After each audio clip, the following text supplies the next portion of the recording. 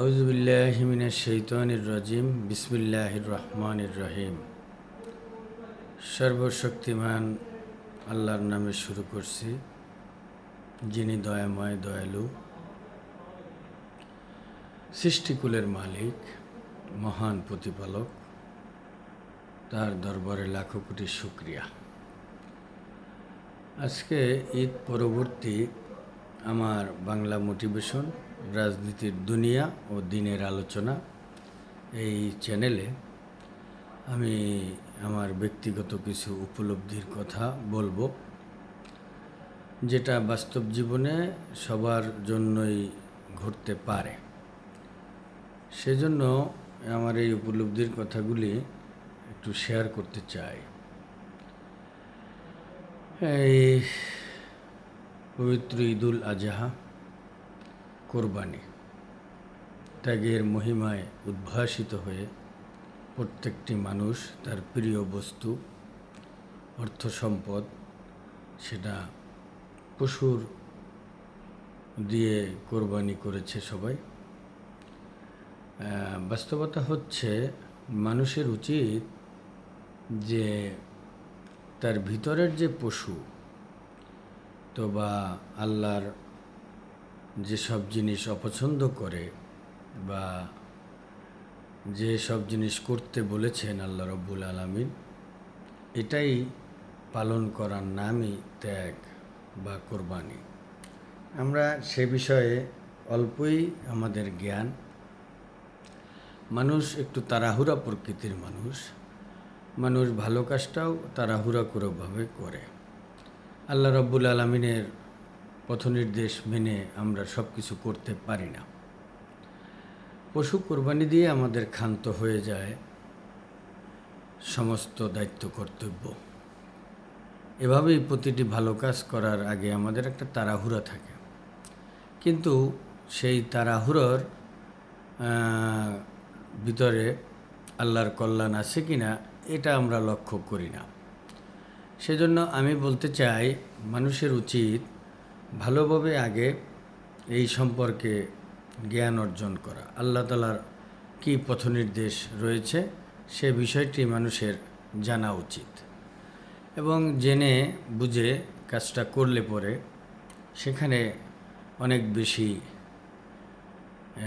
লাভবান হওয়া যায়, আল্লাহর সন্তুষ্টি অর্জন করতে সহায়তা করা যায়। আসলে তো উদ্দেশ্য হলো যে সৃষ্টিকুলের মালিক, আমার মহান প্রতিপালক, সকলেরই মহান প্রতিপালক, তার সন্তুষ্টি অর্জন করা। এখন আল্লাহ রব্বুল আলামিন এই কোরবানির মাধ্যমে আল্লাহ তাআলা বারবার বুঝাইতে চেয়েছেন যে এই কোরবানির পশুর রক্ত, গোস্ত কোনো কিছুই আল্লাহ রব্বুল আলামিনের কাছে পৌঁছায় না। তাহলে কাজটা কী? তাহলে এই গরু কোরবানি দিলে রক্ত বের হয়, আবার গোস্ত পাওয়া যায়, কিন্তু এটা আল্লাহর কাছে কিছু পৌঁছায় না। তাহলে কি করতে হবে? এটা মানুষের জানা উচিত। জেনে যদি এই কোরবানি বা ত্যাগ করা হয় তাহলে পরে জিনিসটার সার্থকতা আসে। সেজন্য আমার বক্তব্য হলো, আল্লাহ রব্বুল আলামিন পবিত্র কোরআনে এ বিষয়ে আল্লাহ তাআলা অনেক জায়গায় এই বিষয়ে আল্লাহ তাআলা বলে রেখেছে। সূরা বাকারাতে আছে, সূরা আল ইমরানে আছে, সূরা হজে আছে। এভাবে করে সব জায়গায় এই কোরবানির বিষয়টা আছে।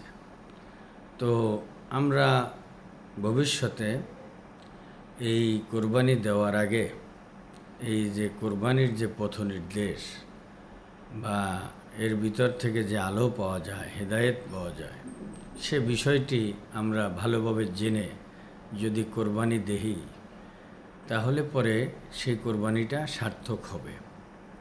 কারণ আল্লাহ বলছে, আমার কাছে এর গোস্ত, রক্ত কোনো কিছুই পৌঁছায় না।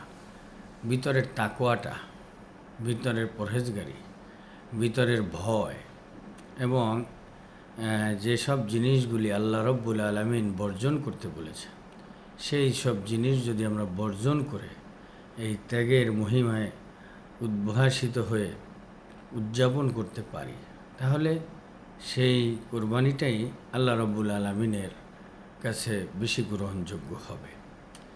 এটাই আমার উপলব্ধি। এখন আমি এটা আপনাদেরকে যে সূরাগুলার কথা বলেছি, সেই সূরাগুলি আপনারা পড়ে দেখবেন আল্লাহ তাআলা কীভাবে কোরবানি দিতে বলেছে। কোরবানির মূল মন্ত্র হলো আল্লাহর সন্তুষ্টি অর্জন করা। যে কোনো ভালো কাজ, আল্লাহর সৃষ্টির মূল উদ্দেশ্য হলো আমার গোলাম আমার অনুগত হবে, আমার পথনির্দেশ মানবে এবং আমার সন্তুষ্টি খুঁজবে, সন্তুষ্টি তালাশ করবে। এটাই হলো আল্লাহ তাআলার মূল বক্তব্য যে কোনো ভালো কাজের বিষয়। আল্লাহ তাআলা আমাদেরকে এই সুন্দর কথাগুলি বোঝার তৌফিক দান করুক। আমিন। আসসালামু আলাইকুম ওয়া রাহমাতুল্লাহি ওয়া বারাকাতুহু।